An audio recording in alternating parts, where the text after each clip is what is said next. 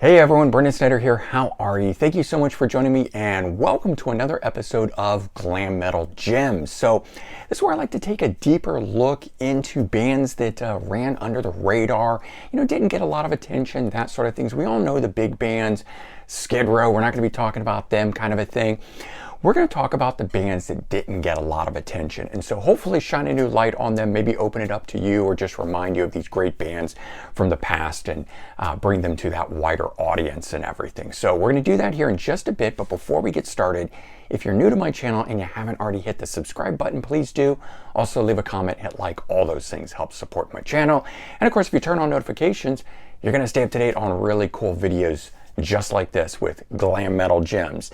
And so I like to do these in order of release because I'm not saying that any one of these is better than another. It's just I've chosen 5. We're doing 5 here. This is episode 10. There's 9 episodes before this of a lot of different ones. So actually with this one here, there will have been 50 of these Glam Metal Gems that I've presented to you guys. So if you're a Glam Metal fan like me and you want some deeper cuts of great Glam Metal, remember, 9 episodes before this. All right, first one up, Bottom, Disregard of Time Keeping from 1989. This was on the WTG record label, which was owned by CBS Records. So sometimes, you hear the WTG and you think, oh, small label, maybe that's why they didn't get a lot of attention or something. But a lot of times these labels were owned by major ones. So CBS Records, big label back then. British rock band, very much in the vein of Led Zeppelin, as the title would suggest, due to the fact that the son of John Bonham, Led Zeppelin's drummer, is in the band. So Jason Bonham on drums, and Jason Bonham has played with so many different groups. Air Race, Virginia Wolf, that's early on before this. Then he's played with Foreigner, UFO, Black Country Communion, California Breed. I mean, the list goes on in all the different bands that he's done. A little known band he was in was called Healing Six. So I've got all those different ones in my collection. I love keeping up with all of that. The band also featured Ian Hatton on guitar, John Smithson on bass, and Daniel McMaster on vocals. Unfortunately, Daniel passed away in 2008, so a reunion of this lineup is not going to happen at this point. One of the cool things about this album here was that Trevor Rabin of Yes, who's the guitar player, was the guitar player for Yes back in the 80s and early 90s, played bass on 3 of the songs. I'm not sure how or why that happened, but little known fact there for you. Biggest hit that came off of this is Wait For You. And if you play that one, it's the second track on here. I think you'll probably go, oh yeah, I remember that song. It's one of those ones, for me at least, it was all over radio. There's probably other ones and stuff like that, but that was the big one that I knew. Now here's the interesting thing. So the band did go on to make a second album, Mad Hatter, which is really good. That came out in 1992, and that one does feature Daniel McMaster on vocals. The band changed its name then, not a lot of people know this, to Motherland, and they put this one out here, which actually features Marty Fredrickson on vocals and guitar and stuff like that, who of course would go on to work with Aerosmith and a number of others and got very popular in the late 90s era, early 2000s and kind of thing like that. But the rest of it is the Bonham Band. And then in 1997, he released the Jason Bonham Band. So sort of reverting back to Bonham, but now calling it the Jason Bonham Band. When You See the Sun, 1997. And that one there only featured John Smithson on bass from the original lineup of the group. But I sort of look at it and say that the band put out 4 albums, just varied lineups and stuff, as a lot of bands do. They go through and members change and so forth, but they were changing the name along the way. Okay, next one up, Asphalt Ballet, self-titled 1991 album, came out on Virgin Records. Look at those guys there. I mean, when you see that, you're just like, oh yes, absolutely, we know this is gonna rock, right? San Diego, California-based band, blues rock with elements of southern rock and stuff like that thrown in. Band was Gary Jeffries on vocals. He only sings on the debut. He doesn't sing on the follow-up album. That was Tommy Dean. This album here also had Terry Phillips on bass, Julius Ulrich on guitar, Danny Clark on guitar, and Mickey Kinner on drums. Now, my thing with this was I sort of found the band and through the connection of Guns N' Roses, because Wes Arkeen, who co-wrote with Guns N' Roses on a song like Yesterdays and other stuff, and had a big connection with Axl Rose and whatnot, co-wrote on this one here. The bands came up together. Wes Arkeen had his own band. Axl Rose co-writes and sings on the follow-up album, which was called simply Pigs, on a song called Crash Diet. So again, a lot of connection and stuff like that through there. But ultimately, Gary Jeffries would be the only one that, at least I'm aware of, that went on to do anything. And he formed the Gary Jeffries Band. So that was the vocalist from this first album. And he's still out there playing today. Okay, next one up. Tangier Stranded from 1991. This is actually their third studio album on Atco Records, which was owned by Atlantic Records. So again, major label there. AC/DC spent some time on Atco as well. They're a Philadelphia, Pennsylvania-based band, and they've got ties and connections to both Cinderella, Brittany Fox that came out of there. So if you can imagine them, you kind of know what this is going to sound like. We've got this album here, as I said, is our third album, and we had a new vocalist on this one here. So Mike LeComte came in and took over for Bill Matson, who sang on the first two albums. First single for this, Stranded, which is the song that I knew coming off of this. It was all over radio.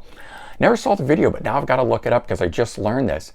It features Pamela Anderson in it, of course, who would go on to, marry Tommy Lee and was a Playboy Playmate and all that sort of stuff. But I'm really curious to see what her capacity was within this video, but that was kind of cool. So in the end, well, first up, this was the second album. I don't have the debut because it was a self-released album in '85. But this was the first one that called Four Winds with Bill Matson on it, also on the Atco label. Good stuff. It's more Southern rock sounding than Tangier, which in my opinion fully went into the more glam metal sound, like Cinderella and stuff like that did. But one of the previous episodes of Glam Metal Gems, I showed you guys Surrender Dorothy, which has a couple members from the first album of Tangier. So I did want to point that out and make that connection there. But Mike LeComte, the new vocalist that was on this album here, would go on to form simply LeComte. And you can see right there, Billy Childs of Brittany Fox playing with him in that lineup. So that was kind of cool there. Gary Nutt, the bassist of the band Tangier, would actually go on to work with Arcade, Cinderella, Mike Tramp. More recently, he co-wrote the song Babylon on the first Tom Kiefer solo album, Tom Kiefer being the singer of Cinderella. So you can see all those nice connections there. And we get that a lot with those Philadelphia-based bands and things like that, because Brittany Fox, Cinderella, all intertwined and so forth. Next one up, Flame, their self-titled release from 1992, but it is actually the second studio album. This is not the debut, even though it was self-titled. Always like that cover there. And again, look at the back of this. These are ones where like I was thumbing through, didn't know anything about the band, and when I flipped it over and saw that and saw the year, I said, I'm picking it up. I'm taking a chance on it, kind of a thing. Released on Giant Records, which was owned by Warner Brothers. So again, another seemingly small label that was actually owned by a major label. Their debut album, Blaze, came out in 1989. I just go ahead and show you that. This is a reissue on Z Records, but they did have an album beforehand that was not a self-titled. They were a San Francisco, California-based band that sounded a bit like Damn Yankees, Tesla, Night Ranger, and even a bit like Tangier in their early on, the thing that brought them to the major label, to Giant Records, was that they had music in a movie called Don't Tell Mom the Babysitter's Dead. And that led to them getting picked up from self-financed first album to this here. And not a lot is known by this group or what happened to them and so forth, which is, the case with a lot of these Glam Metal Gems and stuff like that I'm going through here. But Philip Andrews, I know, went on to do some work with Robert Plant, so we did have that connection there. And while I was Googling, just trying to dig stuff up here, I actually found on eBay somebody selling a promotional press kit on the group. But unfortunately, I could only read the first page of it, which told me the information you're hearing here. Didn't really give me anything else that I already knew or didn't know or so forth with it. But Flame, interesting band, very little known about them. kind of thing, which is unfortunate. And we got another one of such bands here, Soul Kitchen, self-titled 1992 album. There's guys, see again, just, you know, if you just look at those, and I always appreciated that. This was an era that you could just look at the members and the way they're dressed, and you're going, you know, if you liked glam metal, melodic rock, AOR, anything like that, you could just take the chance on these releases and you'd be fine. But 1992, that came out, debut, one and only album, at least as far as I'm aware of, also released on Giant Records, which, as I said, was owned by Warner Brothers. Los Angeles, California-based band. This one here is blues rock, also mixed with southern rock influences, kind of like Tangier, featuring the members Jeff Wilson on vocals, who would go on to work with Mark Ferrari of Keel, Troy Lush, guitar. He worked with Richie Kotzen, and then his brother Curtis Lush. So this was two brothers that had formed the band. He's on bass, and Fran Scaglione on drums.